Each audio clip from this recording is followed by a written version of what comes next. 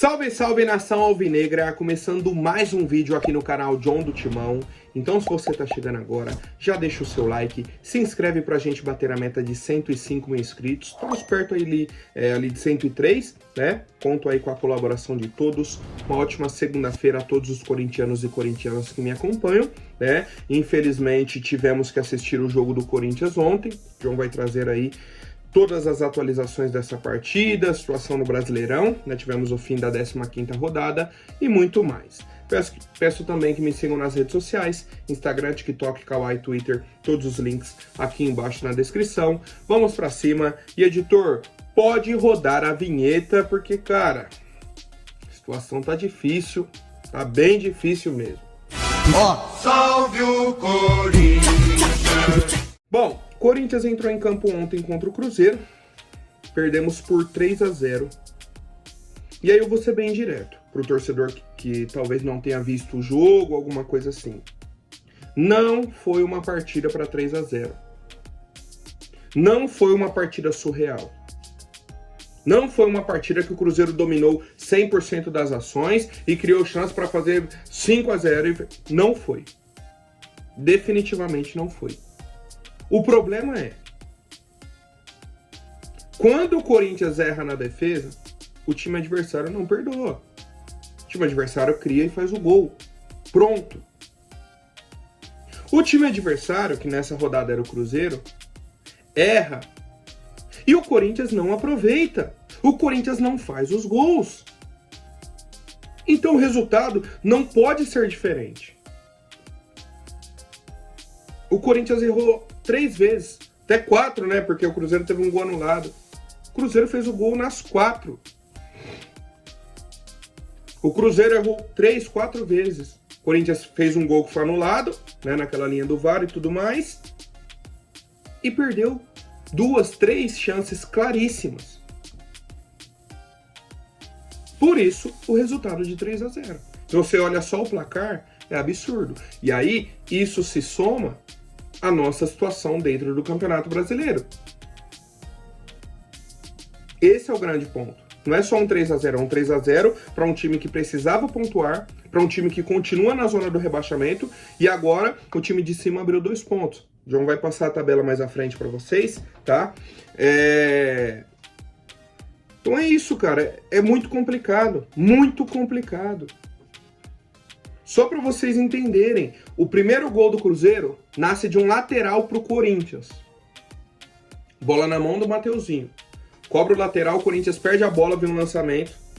O Kaká tá perdido no lance. O Félix Torres chega extremamente atrasado.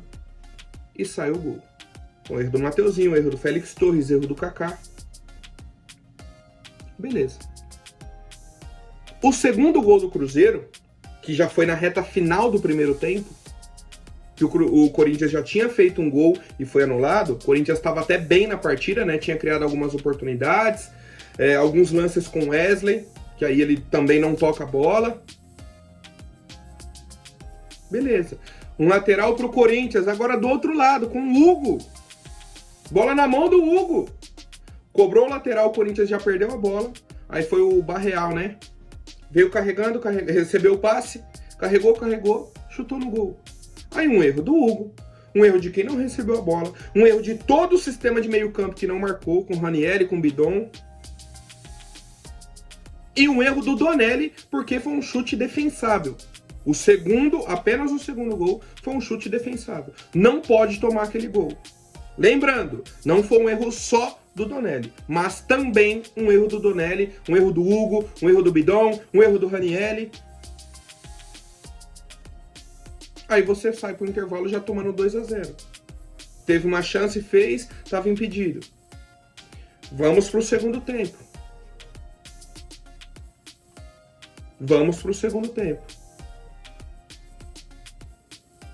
Vem um lance do lado direito da nossa defesa, vem um cruzamento. O Hugo inteiro na bola. Dá um carrinho, a bola passa. Não consegue nem acertar a bola. Aí o Gabriel Veron no segundo pau sozinho, só escora pro gol. 3-0. Um erro do Corinthians, um erro individual, uma bola fácil de ser cortada. Não cortou. O cara tá sozinho no segundo pau. Gol. Aí temos outras chances. Corinthians puxa um contra-ataque, o Garro dá o tapa, Wesley sai cara a cara. Onde que ele finaliza? Em cima do goleiro. Ele nem tirou no chute cruzado, nem tirou no canto do goleiro. Ele chutou em cima do goleiro. O Mateuzinho fez um cruzamento, o Kaká sozinho, praticamente dentro da pequena área já. Cabeceou para fora.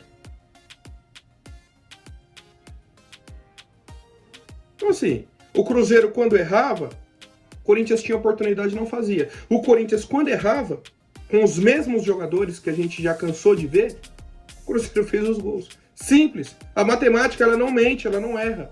E o resultado é esse, tá? Falei bastante na live, né, sobre nomes, sobre atletas, cara, é cansativo. De verdade, é cansativo. E aí vou abrir aqui a tabela pra gente analisar um pouco. Os times que estão abaixo do Corinthians, todo mundo perdeu.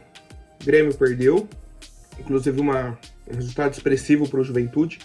O Atlético Goianiense perdeu pro Atlético Paranaense. O Flu perdeu também. Então quem estava abaixo do Corinthians não somou pontos. Por isso que o Corinthians continua na mesma posição. Ninguém passou o Corinthians. Qual que é o problema? Todo mundo que estava acima pontuou. Só o Criciúma que não. Né, dos times que estavam ali na briga e tudo mais. O Cuiabá conseguiu um empate na rodada com o Flamengo, que é o atual líder do campeonato. O Cuiabá conseguiu esse empate. Aí vamos para os demais. O Vitória venceu o próprio Criciúma, só que o Criciúma já estava com 16 pontos, o Vitória foi a 15. O Vasco venceu, o Juventude venceu. O Galo estava na briga lá em cima, né? Perdeu o Botafogo aí, veio para 12º, mas ainda tem um jogo a menos. E mais, né? Outro ponto que eu queria chamar a atenção. Criciúma tem 2 jogos a menos. E o Grêmio, 2 jogos a menos.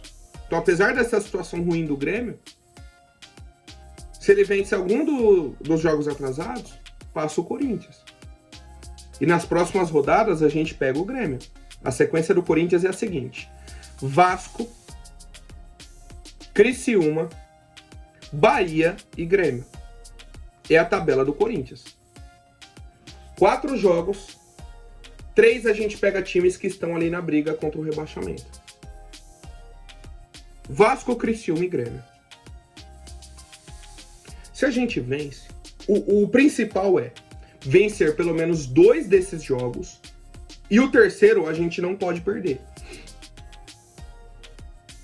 Só que o desafio já começa complicado, que a gente vai pegar o Vasco depois de amanhã, quarta-feira, lá em São Januário. O Vasco das últimas 5 partidas venceu 3. É um desafio difícil. É um desafio complicado. E sem o Rodrigo Garro, que está suspenso, tomou o 3º amarelo. Mais uma vez, né, já havia ficado fora do jogo contra o São Paulo por conta de 3 amarelos. Já tomou mais 3 amarelos. A situação é complicada. E mais, aí a gente tem um presidente que não traz o patrocínio master, não traz um treinador, não está entendendo o senso de urgência da situação do Corinthians. Ele não está entendendo que o Cuiabá já abriu 2 pontos e que o Grêmio pode vencer e passar o Corinthians nessas 2 rodadas atrasadas que tem. E que a gente pode ficar numa situação mais complicada ainda, que a gente não tem elenco. Que os nossos laterais são bizarros de ruins. Né? Citei diversos lances aqui, o principal do Mateuzinho, fora os gols, né, que a gente tomou. Corinthians puxando um contra-ataque, tá do lado esquerdo, o Garro e o Wesley sozinho. O lateral do Cruzeiro não tava no lance. O Wesley e Garro sozinho. Só inverter a bola, os 2 estariam sozinhos para criar a jogada. Pô, o Mateuzinho bateu na bola, ela foi no escanteio, cara. Foi no escanteio, é bizarro. É um lance assim que você não acredita. Você tá vendo o lance e você não acredita. Então assim, a gente tem muitos problemas. O Romero é o ponta igual o Mosquito. É o cara que fica o jogo inteiro, domina a bola, olha pro lateral e não sai nenhuma jogada. Ele vai pra cima, não consegue dar o drible, não faz uma tabela, não chuta no gol, não acerta um cruzamento. O Romero é esse tipo de ponta, assim como o Mosquito, assim como diversos outros jogadores do Corinthians, assim como é o Hugo no ataque, assim como é o Mateuzinho, assim como é o Kaká, o Félix Torres mais uma vez falhando. O Matheus Zonelli na bola defensável, sabe? Vai somando. A gente vai somando o erro de cada jogador. O erro não, os erros, né? Os erros de cada jogador. E o resultado é esse. 3-0 pro Cruzeiro. E o Corinthians nessa situação. Simplesmente o Corinthians nessa situação. O jogo contra o Vitória não era para ser um 3-2. Era para ser um jogo tranquilo. Como que o Vitória fez os gols? Em erros do Corinthians. O primeiro gol, o cruzamento, o Hugo corta para trás, o Kaká e o Gustavo Henrique ficam olhando, a gente toma o gol. O segundo, aquele pênalti bizarro do Léo Maná. Erros individuais que prejudicam o coletivo. Não era para ser um jogo de 3-2. Era pro Corinthians nem tomar gol naquele jogo. A gente tomou 2 do Vitória. Só que a gente, lá na frente, conseguiu fazer os gols. Ontem, contra o Cruzeiro, a gente não conseguiu. E o resultado é esse, tá? Passei aí a situação complicada. Só para o pessoal que me perguntou do Pedro Raul, ele sentiu um desconforto no treino de sábado, né, antes da partida. Por isso que ele nem na verdade, ele viajou para Minas, mas ele não foi para a partida, tá? Ele ficou no hotel aí junto dos fisioterapeutas, não se recuperou e aí por isso que não esteve disponível para a partida de ontem contra o Cruzeiro. Além disso, depois da partida tivemos uma pequena polêmica. Um torcedor do Cruzeiro denunciou o Augusto Melo por agressão. Segundo ele, o Augusto Melo deu um soco nele após a partida, numa discussão ali na parte interna do estádio e tudo mais. E é isso, tá na saída do camarote. Não sei se houve uma discussão, o que aconteceu. E é isso. Tá? Não sei qual foi o motivo e tal. E é uma situação aí de polícia, né? O cara foi e denunciou o Augusto Melo e a gente aguarda qualquer novidade. Só um ponto que eu queria trazer para vocês aqui. Essa publicação do Datafoot, que é uma página muito bacana, né, sobre análise e dados aí do futebol brasileiro. Jogadores com pelo menos 70 passes progressivos e 70 bolas recuperadas no Brasileirão. Fernandinho e Rodrigo Garro. Passe progressivo faz muito sentido. O Fernandinho é um volante de muita qualidade, recebe a bola, dá o passe para frente. E o Garro é um meia, recebe a bola, dá o passe para frente. Então chegaram a 70 passes progressivos, Fernandinho e Garro. Agora, 70 bolas recuperadas é estatística de volante. E aí isso diz mais sobre o time do Corinthians do que sobre o Garro. O meia que recupera mais bolas que os volantes. E aí vamos lá. Entrei até nesse debate com vocês aqui há alguns dias. Ah, mas o Garro tá mal. O Garro não merece a 10. O Garro isso, o Garro aquilo. O gol do Ranieri que estava impedido, passe do Garro pro Kaká. O Kaká dentro da pequena área, a bola vem sem peso, o goleiro caído, ele devolveu a bola para a área porque ele errou. Ele queria fazer o gol. Ele não deu o passe pro Ranieri. Ele tentou fazer o gol de peito e errou. Ele podia dominar, tentar fazer o gol, ele podia amortecer a bola para... Ele errou. Jogou a bola para a área, o Ranieri até completou, mas assim, errou. Simples. Seria mais uma assistência. O Garro deu a bola pro Wesley. O Wesley saiu cara a cara, finalizou em cima do goleiro. É passe para gol. Então, essa estatística de passe progressivo, já trouxe aqui até de passe decisivo e tudo mais. Meu, o número de passe decisivo do Garro tá lá em cima. O número de assistência tá lá embaixo. Mas isso diz mais sobre o time do Corinthians do que sobre o Garro.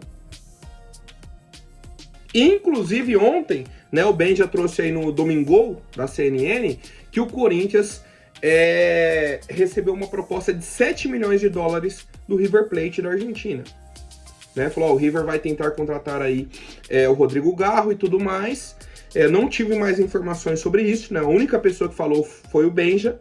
E a questão é a seguinte, o Corinthians pagou 6 milhões de dólares no Garro. 6 meses depois vai vender por 7 milhões de dólares? O cara que é o nosso camisa 10, que vem jogando bem, que vem sendo importante, eu não venderia, tá? Eu nem cogitaria uma proposta desse valor. Ainda mais no meio da temporada agora. Aí vende o Garro, vai colocar quem? Ah, coloca o Coronado. Mas e aí, o resto do time? O elenco vai só acabando. Não chega a peça. Não chega a reposição. Situação bem complicada, tá? Bem complicada mesmo, mas dessa informação aqui do Garro e do River Plate não tivemos mais atualizações, né? Nem outras pessoas falando sobre essa possível proposta, então a princípio o Garro segue no Corinthians tranquilamente. Bom, e aí sobre treinador, né? O nosso excelentíssimo presidente Augusto Melo, que não tá nem aí pro nosso clube, essa é a grande verdade hoje. Parece que ele não entendeu a situação. Ele não entendeu a gravidade da situação do Corinthians. Não sei se ele não assistiu o jogo, né? Ele estava ontem lá em Minas, no camarote e tudo mais, mas não sei se o camarote não tem visão para o jogo, para o campo. Não sei se ele não está assistindo o que está acontecendo em campo. O Hugo, o Mateuzinho, todos os jogadores, né? Mas principalmente esses dois laterais que já me irritei com eles, cara. O Yuri Alberto, que ontem foi um jogo péssimo. Péssimo. Diversas vezes já falei aqui, pô, tem jogo que o Yuri não faz gol, mas ele ajuda muito, ele é um cara que incomoda, ele é um cara que cria. Ontem ele não fez nada disso. Nada. E aí, informações sobre treinador, informação da identidade corintiana, de que o Corinthians está negociando com um técnico brasileiro, que não é o Carille, não é o Fernando Diniz. Não temos o nome, certo? Não foi divulgado o nome. Depois, o blog do Macedo trouxe que o Corinthians está negociando com outro nome, certo? Tem outro nome na mesa agora, que não teria rejeição da torcida, está empregado e é estrangeiro. E aí me chamou a atenção. Está empregado e é estrangeiro. Só que ele pode estar empregado em clubes de fora. Citaram alguns nomes, né? O Pedro Caixinha, do Red Bull Bragantino, o Crespo, que está no Al-Ain. Temos diversos nomes rondando aí na rede social, tá? A princípio, não sei qual é o nome, tá? Gostaria aí até de que fosse divulgado, que a gente tivesse aí essa informação. No momento não temos e aguardamos as novidades. A questão é, quarta-feira tem um jogo contra o Vasco, depois a gente fica 6 dias sem jogar, né? A gente joga quarta agora, depois só na terça. Olha a programação do Corinthians. Joga quarta, depois só na terça. Já seria um período para você ter o treinador, para ele fazer quase que uma mini pré-temporada, sabe? Para ele conhecer o elenco, treinar alguma coisa diferente. Só que parece que o nosso presidente não tá nem aí, não tá preocupado com essa situação, tá? Então a gente aguarda mais novidades. Pergunta aí novamente, né, pro torcedor, qual nome vocês gostariam de ter no comando do Corinthians? E dentro aí desse filtro, né? Pô, tá empregado, estrangeiro, nome sem rejeição da torcida.